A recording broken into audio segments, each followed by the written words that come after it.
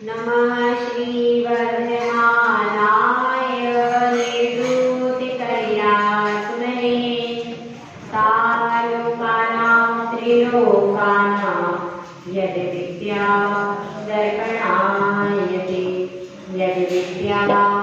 दर्पणायते पंच परमेश्वरी भगवान की जय।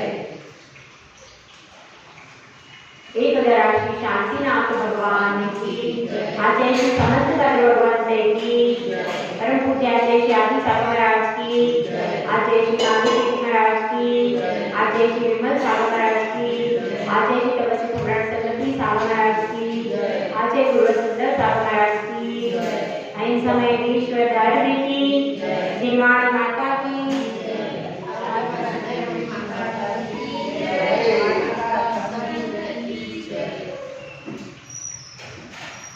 इस जीवन में समझ की बहुत जरूरत है। सही समझ जब आती है तो हमारे पास समय नहीं होता। सही समझ के आने में बहुत सारा विलंब हो जाता है और जब सही समझ का विकास होता है तो हमारे पास न शक्ति होती है न समय होता है। समझ, शक्ति और समय ये तीन चीजों का एक साथ जब मेल होता है तब कोई प्राणी कल्याण के मार्ग पर अग्रसर हो पाता है। बचपन है, बचपन से शक्ति भी है और उनके पास समय भी है, लेकिन वो उसका उपयोग धर्म में न करके दूसरी चीजों में उपयोग होता है। लेकिन उनको समझ है कि हमारा मनुष्य पर्याय काहे के लिए मिली है। क्या बच्चों को समझ है? क्या युवा वर्ग भी सोचता है लेकिन उसको भी समझ नहीं आती है, बुद्धि का विकास नहीं होता है। इसीलिए 6 डाले में आया है, डोल समझ सुन चेत सयाने काल रथा मत खोवे, यह नर जन्म के मिलन कठिन है जो सम्यक नहीं है। तुलसीदास जी कह रहे हैं समझ, क्या समझ? यह समझ है कि यह नर पर्याय तुझे आज मिली है, कल फिर मिल जाए कोई भरोसा नहीं है। तो इस बहुमूल्य चिंतामणि रत्न को पा करके आगे क्या करना है? अपने जीवन को सार्थक कर लो। क्योंकि देखो आज तो थोड़ी बहुत इंद्रियां चल काम दे रही हैं, आगे वो बिल्कुल भी काम देना बंद कर देंगी। तो आपके लिए आत्म कल्याण का पथ काहे में है कि जब इंद्रियां थोड़ी सक्षम हो उसी समय धर्म के मार्ग पर आगे बढ़ जाओ। क्योंकि बाद में आप सोचो कि बाद में आपके बच्चे आपके लिए कुछ कर देंगे तो आपके बच्चे आपको अस्पताल का ही रास्ता दिखाएंगे, आपको किसी महाराज के पास समाधि मरण सुनाने नहीं ले जाएंगे। ध्यान रखना इस बात, ठीक है? तो इसलिए जिसको आत्म कल्याण करना है उसको समय ज्यादा गवाना नहीं चाहिए। जैसे जिम्मेदारियां पूरी हो जाए उसके बाद फिर तुरंत अपने कदम आगे बढ़ा देना चाहिए, क्योंकि ज्यादा समय बीत जाने के बाद शरीर पूरा खराब हो जाता है। और समय के रहते अगर आप समझ जाओगे तो फिर अपना कदम मोक्ष मार्ग पर आगे बढ़ा सकते हो। इसके पहले कि इंद्रियां शिथिल हो जाए, रोग से पूरा शरीर आक्रांत हो जाए, उसके पहले अपनी आत्मा के कल्याण के पथ पर लग जाना चाहिए। देखिए 5 अनुव्रत और 3 गुणव्रतों का प्रकरण पूरा हो चुका है। अब आगे पूछ रहा है, कौन वह श्रावक शिष्य पूछ रहा है कि हे गुरुदेव, आपने 5 अनुव्रत और 3 गुणव्रतों का प्रकरण बता दिया, अब यह बताइए 12 व्रत तो अभी पूरे नहीं हुए, तो 4 शिक्षाव्रत कौन से हैं? उन शिक्षाव्रतों का स्वरूप क्या है, इसको समझा दीजिए। तो आज अपन शिक्षाव्रत के भेद को सुनेंगे। पहला देखिए, सूत्र क्रमांक है, श्लोक क्रमांक है 91 नंबर का निकाल लीजिए। देशावकाशिकं वा सामयिकं दोषतो अवास्तम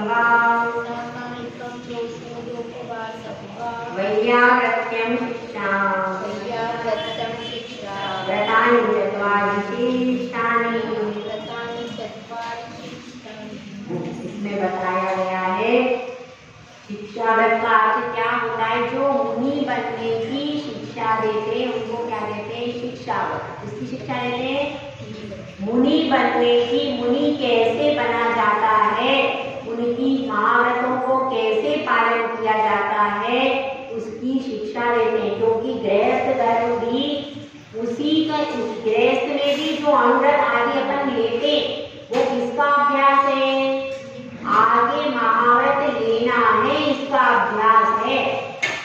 ये केवल अपने लिए नहीं है, काय के लिए है, मोक्ष मार्ग पर आप अभी पूरा नहीं बढ़ पाए तो थोड़े रूप में मोक्ष मार्ग का पालन करो। सम्यक दर्शन ज्ञान चारित्र का पालन कायम करना है थोड़े रूप में। क्यों? क्योंकि अभी महाव्रती बनने की सामर्थ्य नहीं है, अभी घर में कुछ जिम्मेदारियां शेष है और हम भी ऐसा सोचते हैं कि हम डायरेक्ट मार्ग पे नहीं बढ़ पाएंगे, हमें इतनी शक्ति नहीं है।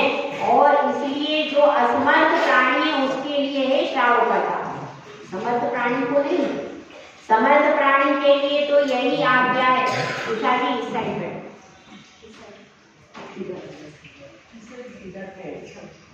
समर्थ प्राणी के लिए क्या आज्ञा है गुरु की, कि मुनि बनो आर्षा बनो। ये समर्थ सबसे पहला उपदेश क्या देते हैं, मुनि बनो आर्षा बनो, यही उपदेश देते हैं। यदि पहले अनुव्रतों का उपदेश दे दिया और अगर वह कौन बन गया, अनुव्रती बन गया, उसकी सामर्थ्य थी मुनि बनने की और क्या बन गया, तो इसके लिए जो जिसने उपदेश दिया है उसको प्रायश्चित लेने का अधिकार कहा होगा। इतनी बड़ी बात है। इसलिए पहले उपदेश यही दिया जाता है उत्तम चीज को। जिस प्रकार से आप दुकान में जाते हो तो सबसे पहले व्यक्ति दुकान का सबसे बढ़िया माल आपको दिखाएगा, भले ही आपकी लेने की सामर्थ्य क्यों नहीं दिखाएगा, इसलिए दिखाएगा कि उससे उसके दुकान की क्वालिटी पता चल जाती है कि इसके पास कितनी क्वालिटी का माल। भले ही आप बिल्कुल लोअर रेट का खरीदो, पर जो दुकान में माल सबसे अच्छा होगा उसी को वो शोकेस में रखेगा और वही आपको सबसे पहले बताएगा कि ये हमारे पास सामान है और ये सामान इतने का।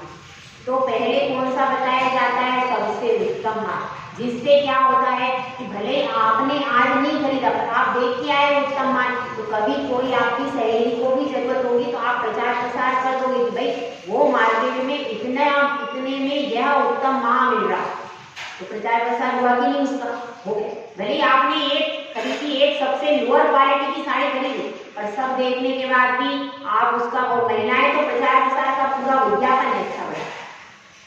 अगर वो कहीं मार्केट में जाएंगी, उनको कोई चीज अच्छी दिखी और उनकी कोई खास सहेली है, खास उनके रिश्तेदार है, तो उनके यहाँ शादी तो बताए बिना रहेंगी क्या, नहीं, बता ही देंगे ये माल यहाँ पर इतना है। और उनके यहाँ भी जब शादियाँ होगी तो तुरंत वहाँ खरीदने पहुँच जाए। तो इसलिए विज्ञापन हमेशा उत्कृष्ट वस्तु का किया जाता है। तो इसी प्रकार से यहाँ पर भी शिक्षाव्रत का अर्थ क्या होता है, जो मुनि बनने की शिक्षा देते हैं। अभी तक तो क्या चल रहा था, अभी तो थोड़ा थोड़ा श्रावकों का क्रिया चल रहा था। अब यहाँ शिक्षाव्रतों से पूरा मुनि बनने का आगे का अभ्यास करना है। उसमें तो इसमें ये इस प्रकार से 3 बताए, 4 बताए, 4 कौन से हैं। पहला बताया देशावकाश, दूसरा क्या है सामायिक, रोचकोपवास और वैयाव्रत। 4 हो गए। कौन से हो गए, देशावकाशिक, सामायिक, रोचकोपवास और वैयाव्रत। ठीक है, यह 4 क्या है, यह 4 शिक्षाव्रत कहे गए। ठीक है, तो देशावकाशिक में क्या आता है, देशावकाशिक में आता है कि अब क्या क्या आता है ये आचार्य परमेश्वरी स्वयं आगे बता रहे हैं। तो आपको 4 शिक्षाव्रत के नाम याद हो गए। पहला कौन सा है, देशावकाशिक, दूसरा कौन सा है, सामायिक, तीसरा है रोचकोपवास और चौथा है वैयाव्रत। इसके अलग अलग नाम भी दिए गए। तत्वार सूत्र में नाम अलग दिए गए और उसमें वैयावर्ती के स्थान पर अतिथि संविभाग भी नाम आता है। कई शास्त्रों में अलग अलग शास्त्रों में शिक्षाव्रत में अलग अलग नाम दिया है। कहीं कहीं भोगों को इसमें शामिल किया गया, लेकिन इसमें थोड़ा सा इतना किया कि गुणव्रत और शिक्षाव्रत में कहीं कहीं आगे पीछे कर दिया है आचार्यों ने, लेकिन मूल में यही है।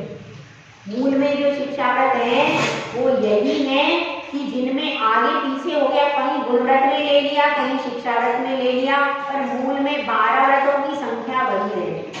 ठीक है, तो अब इसमें पहले देशावकाशिक शिक्षाव्रत का लक्षण बता रहे। देशावकाशिकं स्यात् काल परिच्छेद निर्देशस्य प्रत्ययमनुव्रतानां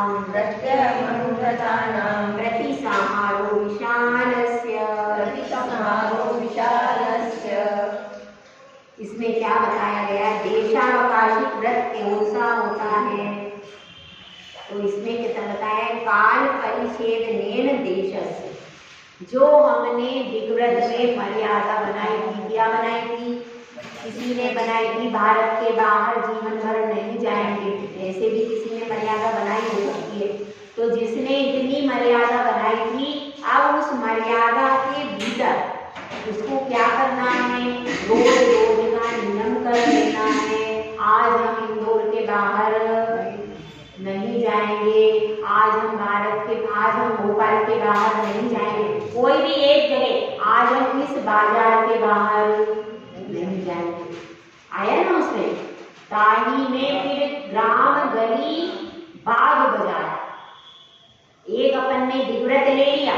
देशव्रत कौन सा होता है? उसमें ही प्रमाण करना, आज एक ग्राम का प्रमाण करना, एक कॉलोनी का, कि हम मलागंज से बाहर आज नहीं जाएंगे। क्या हो गया? उसको देशव्रत का। पर ये रोज का रोज लिया जाता है। ऐसा आपने 10 लक्षण में लोग नियम ले लेते कि हम अपनी कॉलोनी से बाहर नहीं जाएंगे या हम इंदौर के बाहर नहीं जाएंगे, ऐसा भी कुछ लोग नियम लेते। तो 10 लक्षण में नियम लेते, अष्टानिका में लोग नियम लेते, तो कितने समय के होते हैं? जीवन भर के नहीं होते हैं, 8 दिन के, 4 दिन के, 1 दिन का, ऐसे जो टेम्परेरी बेसिस पे लिए जाते हैं कि जिससे क्या होता है, उतने समय तक तो आपका बाहर का पाप जो आता है वो सब नहीं लगेगा। तो इसमें यही बता रहे हैं कि दिग्व्रत में जो मर्यादा की थी विशाल से, वो विशाल मर्यादा थी, लिखा है ना, प्रतिसंहारो विशाल से, वह विशाल मर्यादा थी अनुव्रतों में जो उसने मर्यादा की थी दिग्व्रत में। तो उस मर्यादा के काल के विभाग में, काल परिच्छेदन, उसमें जो काल का परिच्छेदन किया था, मतलब काल का जो विभाग निर्धारित किया था, प्रत्यहम प्रतिदिन उसका त्याग करना। इसमें क्या होता है? अनुव्रत पालक श्रावकों का देशावकाशिक व्रत किया जाता है।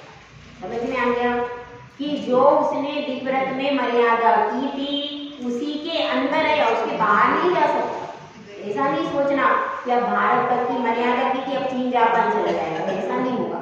जो मर्यादा है उसी के भीतर और ज्यादा अंदर, आज हम अपनी गली से बाहर नहीं जाएंगे, आज हम हमारे मनागंज में कोई तालाब है, कोई नदी है, उसके बाहर, तो आज की मर्यादा ले ली और कुछ दिनों की भी मर्यादा ले ली, तो वो इसके अंतर्गत आती है, टेम्परेरी होती। जब कल दूसरा दिन हो गया तो आपकी जो मर्यादा बनाई थी वो समापन हो गई, क्योंकि एक ही दिन का नियम था। तो एक दिन का जो हम मर्यादा का नियम लेते हैं। अब इसकी रीति बता रहे। देशव्रत में क्षेत्र की मर्यादा की रीति, गृहाणि ग्रामाणां क्षेत्र नदी दाव योजनानां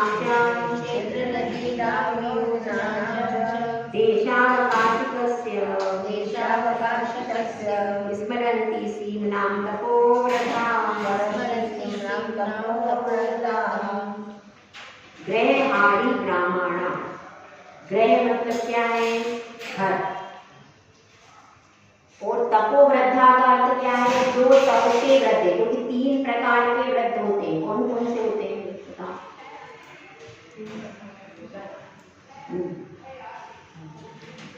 ज्ञान व्रत, वयोव्रत और तपव्रत। क्या कौन कौन से होंगे? ज्ञानव्रत। ज्ञानव्रत कैसे होते हैं कि जो सम्यक ज्ञानी है, जिनके पास अच्छा ज्ञान है, वो क्या हो गए? ज्ञान। और तपोव्रत में क्या है? जो तप करते हो गए तपोव्रत। और तीसरा कौन सा बताया? वयोव्रत। वयोव्रत, वयोव्रत मतलब उम्र से बड़े हैं, जो केवल उम्र से बड़े। तो ये तीनों का सम्मान किया जाता है। अगर कोई उम्र में भी अपने से बड़ा है तो उसका भी सम्मान रखा जाता है। और ज्ञान में बड़ा है, लोग भले उम्र में अपने छोटा लेकिन ज्ञान में अपने से ज्यादा है, तो उसका भी सम्मान किया जाता है। और जो बहुत तपस्या करता है, कई कई लंबे लंबे उपवास करता है, और भी अनशन मनोदर आदि करता है, स्वाध्याय करता है, ध्यान करता है, उसी में दिन भर लगा रहता है, तो ऐसा व्यक्ति क्या है? वो तपोव्रत। तो वो तप में बड़ा हुआ, तो तप में बड़े हुआ भी है तो भी उसका सम्मान किया जाता है। तो इसलिए केवल वयोवृद्ध का ही सम्मान, वयोवृद्ध का तो सम्मान करना ही है, वयोवृद्ध का तो अपने को सम्मान करना ही है, बड़े बुजुर्ग हो जाते हैं। लेकिन इसके अलावा अगर कोई मुनि कम उम्र का लेकिन तप में वृद्ध है, तो भी क्या होता है? तो सामान्य मुनि उसका सत्कार करते हैं। क्यों? क्योंकि यह तप में बड़ा है। तो इसलिए तप में बड़ा, ज्ञान में बड़ा और वय में बड़ा, इन तीनों में सम्मान किया जाता है। तो यहाँ पर इसीलिए बताया है तपोव्रत में यहाँ पर किसको लेना? गणधर देव आदि, क्योंकि उन्हीं के द्वारा शास्त्र का प्रणयन हुआ है। इसलिए गणधर देव जो आदि हैं ये देशावकाशी शिक्षाव्रत के क्षेत्र गृहहारी ब्राह्मण जो प्रसिद्ध है, गांव है, गली है, और क्या है? क्षेत्र। क्षेत्र मतलब क्या है? खेत, नदी। गांव का अर्थ क्या है? जंगल। और योजनाना, योजनों की मर्यादा करते हैं। किस प्रकार से मर्यादा करनी है? किसी प्रसिद्ध घर, जैसे कि अपनी गली में 10 घर है, मैं इन 10 घर तक जाऊंगा, जहाँ पर पीपल का पेड़ है या आम का पेड़ है वहां तक जाऊंगा, ये भी नियम हो जाता है। और बीवी का 2 गली तक जाऊंगा, तीसरी गली तक नहीं जाऊंगा। उसके बाद क्या बता दिया? खेत, कोई किसान आदमी हो तो मैं 3 खेत तक जाऊंगा, उसके आगे नहीं जाऊंगा। उसके बाद नदी है, तो नदी का भी कर लेते हैं कि गांव में जो नदी बहती है उस नदी के आगे नहीं जाऊंगा। फिर जंगल की भी मर्यादा होती है, और कुछ योजन, और उसके बाद कुछ लोग योजन की मर्यादा भी कर लेते हैं। योजन की कैसे करते हैं? किलोमीटर, या आज मैं 10 किलोमीटर तक जाऊंगा, 10 किलोमीटर के आगे नहीं जाऊंगा। ऐसी रोज के रोज मर्यादा लेना चाहिए। रोज सुबह से उठो तब अपन मर्यादा ले लो कि भाई, और विशेष परिस्थिति की छूट दे देना, क्योंकि फोन से तो आप बात सब करोगे। केवल मेरे शरीर से जाने का त्याग है, और कोई बहुत ही अपने को करना है तो मोबाइल का त्याग कर सकता है, तो मोबाइल का करो, जैसा भी अपने को पालन करना है। अगर अपने को केवल शरीर के, हमारा जाने का त्याग है, बात करने का त्याग, जैसा नियम लेना है इसमें ऐसा लेना पड़ेगा कि हमने मर्यादा बांध ली, और मर्यादा किसकी है? वहां तक जाने का हमारा त्याग, फोन करने का त्याग नहीं। ऐसा, क्योंकि आप फोन करोगे तो इसलिए फोन करने का त्याग नहीं है, सिर्फ अपने शरीर से वहां पर नहीं जाएंगे, और उसमें छूट रख लेना। काहे की? विशेष परिस्थिति की छूट, इस नाम से रखना। क्यों रखना? क्योंकि कदाचित आपके घर में कोई बहू बेटी है, उसकी तबीयत खराब हो गई, कोई कारण उपस्थित हुआ तो आपको बाहर जाना पड़ा, ऐसा हो सकता है। स्वयं की अचानक तबीयत खराब हो गई, स्वयं का ही अचानक तबीयत ज्यादा खराब हो गई तो जाना पड़ा, ऐसा भी हो सकता है। घर भी, परिवार भी लेके बैठे हो, परिवार में किसी को परेशानी हुई तो आपको लेके जाना पड़ेगा है। तो ऐसी परिस्थिति की क्या रख लेना? पहले ही छूट। विशेष परिस्थिति में सब कुछ आ जाएगा, सूतक पातक भी आ जाएगा, और तबीयत खराब का भी आ जाएगा। कोई कहीं से फोन आ गया तो भाई अर्जेंट है, तुमको यहाँ पे बुलाया है, आना पड़ेगा, तो जाना पड़ेगा। कि आप घर गृहस्थी लेकर बैठे, हमारे लिए कोई इमरजेंसी नहीं, लेकिन आपको अपने बच्चे भी देखना है, पति भी देखना है, परिवार में बड़े बुजुर्ग भी हैं, किसी की भी कभी तबीयत खराब हो गई और बाहर में रिश्तेदार भी हैं आपके, तो आपके मायके से कोई रिश्तेदार है, वहां से बुलाया कि अर्जेंट में ये काम है, आपको आज ही आना है। अर्जेंट में कोई हो गया, किसी की शादी ब्याह है, कोई कारण बन गया, मरण हो गया, तो आपको अर्जेंट में भी जाना। इसीलिए उसमें एक छूट रख लेना कि भाई मैं ये सब नियम कर रहा हूँ, लेकिन भगवान मेरा विशेष परिस्थिति की छूट रखना कि मेरा संकट हो जाए, मैं अपनी इच्छा से खुशी से घूमने फिरने को नहीं जाऊँगा। क्या घूमने फिरने को इच्छा से खुशी से नहीं जाऊंगा, और चूंकि मैं परिवार में रह रहा हूँ तो पारिवारिक जिम्मेदारियों के अंतर्गत कभी मजबूरी में जाना पड़े तो उसकी क्या हो गई, अपनी छूट। तो ऐसा नहीं है कि आप भाई छूट रख ली तो हम घूम रहे हैं, इधर उधर जा रहे हैं, ऐसा नहीं कर सकते, वो नहीं होता। अगर आप अपनी इच्छा से छूट रखने के बाद अपनी इच्छा से इधर उधर घूम रहे तो फिर तो कोई मतलब ही, ये छूट काय के लिए रखी है, विशेष परिस्थिति आपके घर में उत्पन्न हो जाए उसके लिए ये छूट रखी, घूमने फिरने के लिए नहीं रखी। तो इस बात का ध्यान रखना, क्योंकि कोई परिस्थिति ऐसी हो जाती है तो फिर अपने को चले जाए तो अपने को नियम में दोष नहीं रखे। इसलिए बोल लो आज मेरा त्याग है, मैं अपनी इच्छा से तो नहीं जाऊंगा, मेरी तो भावना नहीं है, पारिवारिक जिम्मेदारियों के कारण कभी जाना पड़ा, कोई उद्योग भी करते हैं, बिजनेस भी करते हैं, बिजनेस में भी कोई व्यक्ति कह रहा है कि मैं वहाँ रतलाम में खड़ा हूँ, आप किसी को भेज दीजिए या फिर आप खुद आकर के मुझे मेरे पास से पेमेंट ले लो, परिस्थिति हो सकती है आपकी, तो फिर आपको बाय चांस आप अर्जेंट है, आपको लेना है, क्या मैं फिर चला जाऊँगा, विदेश में जा रहा हूँ, मैं फिर नहीं आऊँगा 1 साल, तो आपको पेमेंट लेने जाना पड़ेगा, तो किसी को भेजना पड़ेगा।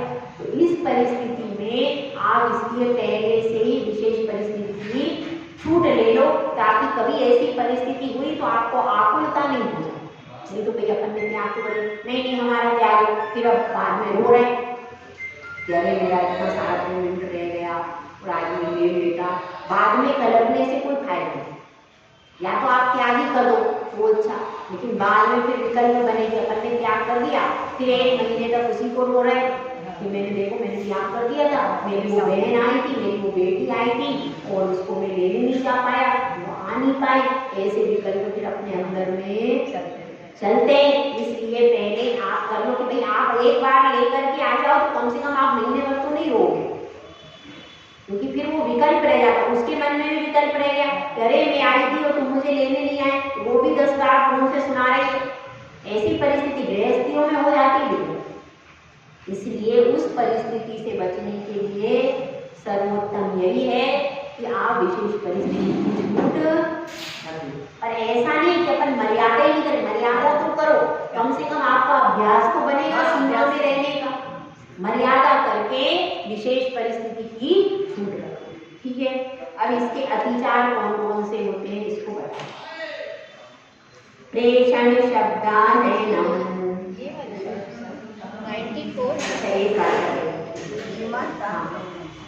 देश व्रत में काल की मर्यादा भी, काल को कैसे मर्यादा किया जाता है इसको बताया है, बहुत खोल कर आचार्य जी ने समझाया है, जितना अपने पास उपकार किया है जितना खोल करके समझाया है।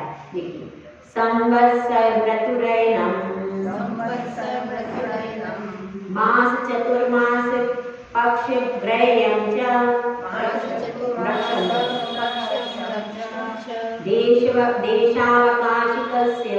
देशावकाशिकस्य राहुकालावधिं प्राज्ञः, प्राज्ञा मतलब गणधर देव या आचार्य।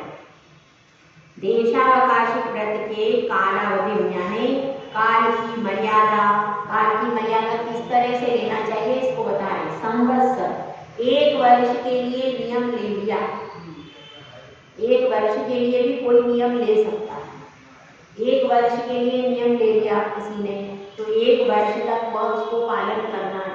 और आप ऐसा भी कर सकते हो, कदाचित कोई प्रसंग आ गया कि हमको संदेश शिखर की यात्रा पे जाना है, अचानक आपके भाई ने फोन किया, हमने तुम्हारी टिकट बनवा ली, तो उसमें ये लिख देना धार्मिक प्रयोजन की छूट।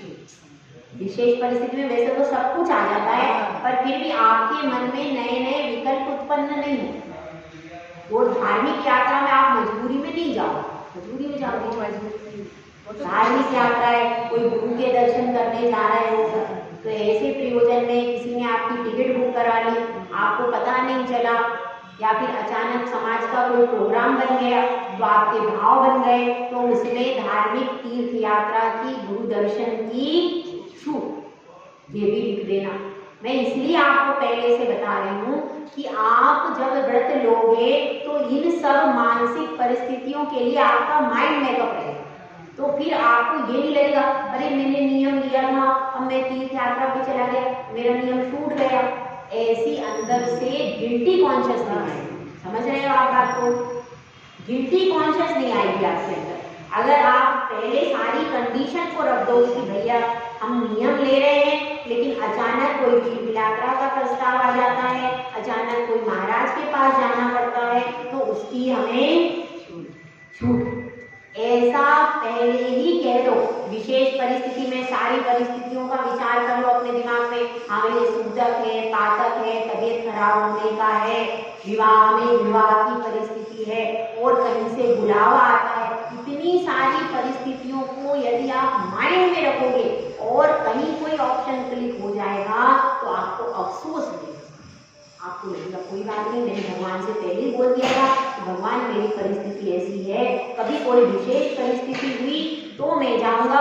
और धार्मिक क्रिया का कभी कोई विशेष प्रस्ताव आ गया तो भैया गृहस्थों को हमेशा जाने को नहीं मिल पाता। कभी कोई प्रस्ताव ऐसा आ गया कि आपको अवसर मिल गया, पुण्य जागृत हो गया, अवसर मिल गया आपको। जब अवसर मिल गया तो उस मौके का लाभ उठाने में समझदारी है, तो उस समय आपको मौके का लाभ उठाना चाहिए।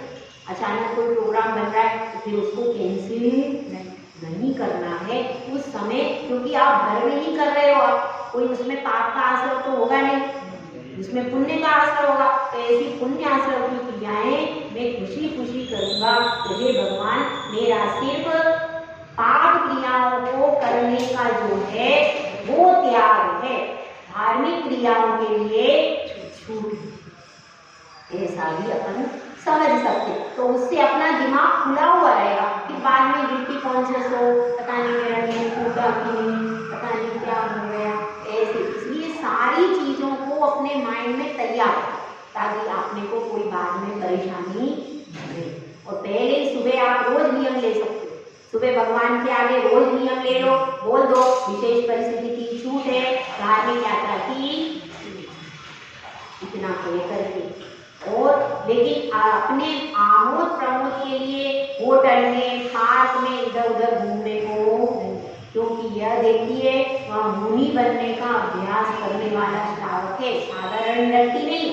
साधारण व्यक्ति इधर उधर घूमेंगे, वह मुनि बनने का अभ्यास कराए, वह सिर्फ प्रयोजन भूत करेगा अथवा धार्मिक करेगा, व्यर्थ की क्रियाएं नहीं करता। तो इसमें बताया है संवत्सर मृत्यु रहना, मतलब संवत मतलब क्या हो गया, संवत्सर का अर्थ होता है एक साल। और ऋतु का मैंने कल आपको बताया था 6 ऋतुएं, क्या नाम है, नाम याद है? 6 ऋतु कल बताई, हेमंत, शिशिर, वसंत और शरद। हेमंत, शिशिर, वसंत और शरद, ग्रीष्म और वर्षा का, ये 6 प्रकार की ऋतु होती है। 2 महीने की एक ऋतु होती है, तो उन ऋतु के हिसाब से नियम ले लेना कि आज इस ऋतु में हम यहाँ तक जाएंगे, इस ऋतु में हम, जैसे कि आप किसी को मालूम है कि वर्षा काल में सावन आता है, भादो आता है, तो उसमें हम मायके जाते हैं, ऐसा पहले से पता है। तो फिर अपन ने नियम ले लिया कि भैया कहाँ तक जाएंगे, तो अपने ईयर तक ही जाएंगे, ऐसा पहले से नियम ले सकता है वो, अगर किसी ने देशावकाश पालना है। तो पहले से आप जब भी नियम लो, दिमाग को खोल के सारी कंडीशन विचार लो, क्या कर सकते हैं अपन, कहाँ जा सकते हैं, जो जो आपकी कंडीशन माइंड में आ जाए उसको तो फॉलो कर ही लो। और उसके बाद विशेष परिस्थिति की छूट आपने रखी है तो आपको दोष लगने की कोई संभावना नहीं। क्या बताया? मास, उसके बाद 1 महीने का, 1 महीने के लिए मर्यादा कर ली। उसके बाद चतुर्मास की भी लोग मर्यादा कर लेते, वर्षा काल की भी मर्यादा कर लेते कि अभी बारिश चल रही है तो हम ज़्यादा बाहर इधर उधर घूमने में नहीं जाएंगे, ये चतुर्मास की हो गई। उसके बाद क्या है, पक्ष, पक्ष में क्या आएगा, पक्ष में आता है 15 दिन, 15 दिन का आता है वो विक्षम, यानी क्या हो जाता है, नक्षत्र, नक्षत्र होते हैं ना, अश्विनी, रोहिणी, नक्षत्र 27 नक्षत्र है। तो नक्षत्र में भी लोग त्याग कर लेते हैं कि आज रोहिणी नक्षत्र है, आज हम बाहर नहीं जाएंगे, आज हम यहाँ इंदौर से बाहर नहीं जाएंगे, आज अश्विनी नक्षत्र है, उत्तराषाढ़ है, पूर्वा, इस तरह से कई सारे नक्षत्र है। तो उन नक्षत्र के में भी क्या कर लेते हैं, उस नक्षत्र के काल में भ्रमण नहीं करते। ये क्या कहलाता है, वृक्षम यानी क्या है, विक्षम यानी नक्षत्र। और क्या दिया, एक दिया अयनम, अयनम शब्द आया, अयन का अर्थ होता है 6 महीने, साल के लिए नियम लिया, ऋतु के लिए लिया, अयनम यानी क्या, 6 महीने के लिए उसने नियम लिया। तो ऐसे आप काल की मर्यादा बना बना करके नियम ले सकते हो। एक गाथा और ले लीजिए, सीमांतानां परतः स्थूलेतर पंचपापसंत्यागात्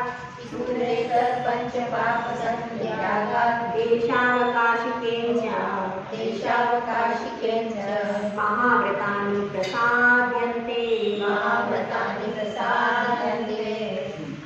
अब इसमें बताया गया है कि देश प्रति में भी आपके उच्चार से महाव्रत जैसा हो जाता है। कैसे हो जाता है कि देशावकाशिक व्रत में जो आपने सीमांता, जो सीमा बनाई थी उसी के अंदर रहते हैं, उसके बाहर नहीं जाते।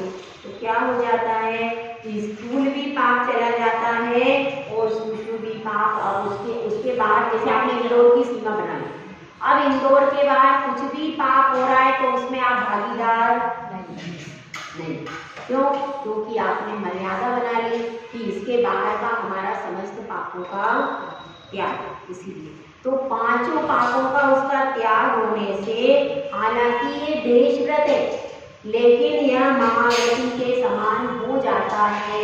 इसमें मर्यादा की अपेक्षा से बताया है कि जैसे महाव्रत में उसकी मर्यादा होगी, रोज के रोज वो मर्यादा ले लेते हैं, साधु भी ले लेते हैं, और चातुर्मास में भी जैसे मर्यादा ले लेते हैं, अब वो मर्यादा के बाहर साधु नहीं जाते।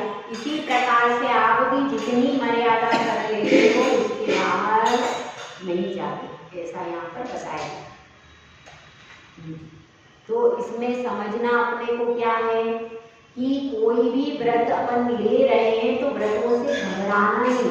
अभी अपन अभ्यास रूप में पालन कर रहे हैं तो अपन उसमें विशेष परिस्थिति की छूट रख के करें। फिर जब अपन अभ्यास में पूरे कड़क हो जाए, जब घर में कोई संभालने वाला बैठा है, जैसे आप घर में रह, अब आपके 2 बेटे हैं तो अब 2 बेटों को आपने पूरा दायित्व सौंप दिया कि भाई मैं घर में रहूंगा, भोजन पानी आप लोग दे दोगे, लेकिन मैं किसी भी जिम्मेदारी को वहन नहीं करूंगा।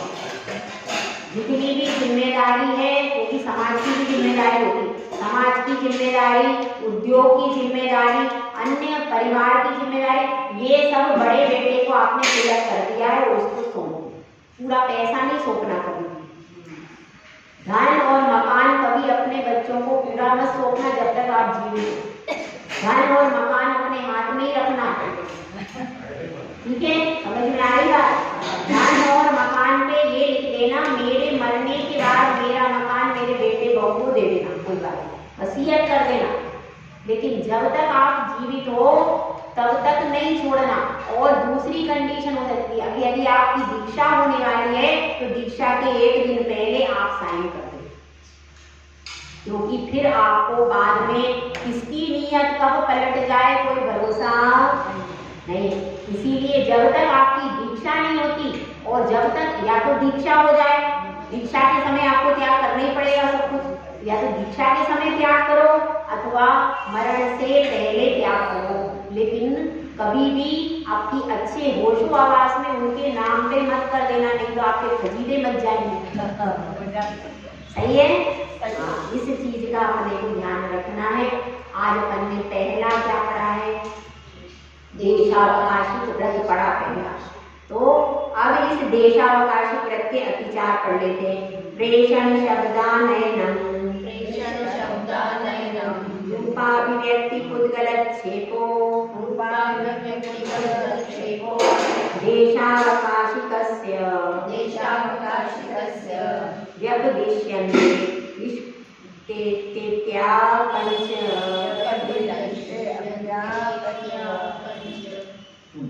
प्रेषण, प्रेषण का अर्थ क्या है कि भाई देखो मैं तो नहीं जा पाऊंगा, अपन ने एक आदमी को बोला तुम जा करके वो सामान उस जगह से ले आओ, ये अतिचार है। आपने नियम किया था कि मुझे नहीं जाना है, पर अचानक कोई बड़ा आ गया, बड़ा आसामी आ गया, बड़ा ग्राहक आ गया, अपन ने क्या किया, एक आदमी को या नौकर को वहां पर भेजकर सामान, इससे व्रत पूरा भंग नहीं हुआ पर एक देश अतिचार आपको लग गया। उसके बाद क्या है? शब्दानयन, हम शब्द कर रहे हैं, कैसे शब्द कर रहे हैं? बोल रहे हैं अथवा फोन से हमने बोल दिया कि तुम जा करके उस जगह से सामान को ले आओ, ये क्या हो गया? ये अतिचार है। बातचीत करने का अतिचार नहीं, लेकिन उस अगर आप पहले से उसमें बोल रहे हैं, क्योंकि अभी आप लोग शुरुआत कर रहे हैं, आप शुरुआत में इतना पालन नहीं कर पाओगे। ये किसके लिए है? जिसको आगे दीक्षा लेनी है उसके लिए सर्वोत्तम क्या है? मर्यादा के बाहर यदि कोई ग्राहक खड़ा है तो उससे फोन करके सामान नहीं ले सकता, ये व्यापार संबंधी बातें नहीं। मर्यादा अगर उसने आज की बनाई है, आज यदि बाहर कोई व्यक्ति है तो उसको वहीं रखना पड़ेगा, भैया मैं कल ले लूंगा, ऐसा कहेगा सर्वोत्कृष्ट। लेकिन आप स्टार्टिंग कर रहे हो तो स्टार्टिंग में कठोर नियम कभी नहीं लेना, नहीं तो आप आगे ही नहीं बढ़ पाओगे। तो जो स्टार्टिंग कर रहे हैं उनके लिए फोन की छूट लिख लेना पहले, फिर आप नियम लेना। ये कब के लिए है? जब आपके पास कोई जिम्मेदारी करने वाला दूसरा व्यक्ति है, उद्योग को संभालने वाला दूसरा व्यक्ति है, तो ऐसे समय में आपको ये अतिचार नहीं लगाना चाहिए। जब आप उद्योग दूसरे को सौंप चुके हो, परिवार में आपने दे दिया है, तो फिर आप फोन करके बुलाना नहीं। तो और आनयन, आनयन यानी बुला लेना। शब्दानयन मतलब फोन करके आपने बुला लिया, इनवाइट कर लिया कि भैया तुम आ जाओ। मैं तो नहीं आ सकता, मैंने तो आज क्या ले लिया? नियम ले लिया, तुम आ जाओ और तुम सामान दे जाओ। शब्दानयन। रूपाभिव्यक्ति, रूप दिखा करके अपने शरीर का रूप दिखा करके आपने क्या कर दिया? बता दिया कि मैं तो यहाँ बैठा हूँ, तुम आकर के दे दो। रूपाभिव्यक्ति। और पुद्गल छेप का अर्थ है कोई कांटा कंकड़ आदि, जैसे किसी ने मर्यादा कर ली, मैं इस घर से बाहर नहीं जाऊंगा, सामने गैलरी में कोई आया है तो उसने एक कंकड़ फेंक दिया। अब क्या हुआ? अब कंकड़ फेंकने से वो समझ गया कि भाई ये मुझे बुला रहा है, वो तुरंत अंदर, ये क्या है? अतिचार हो गया, पुद्गल छेप। तो इस प्रकार से यह देशावकाशिक व्रत के 5 अतिचारों हैं, तो इनसे भी बचना चाहिए और अपने नियम को निभाना चाहिए। इसका वर्णन हो गया। आज शिक्षा व्रत में देशावकाशिक व्रत का वर्णन इस तरह से संपूर्ण हो गया। जय बोला, जय श्री कृष्ण।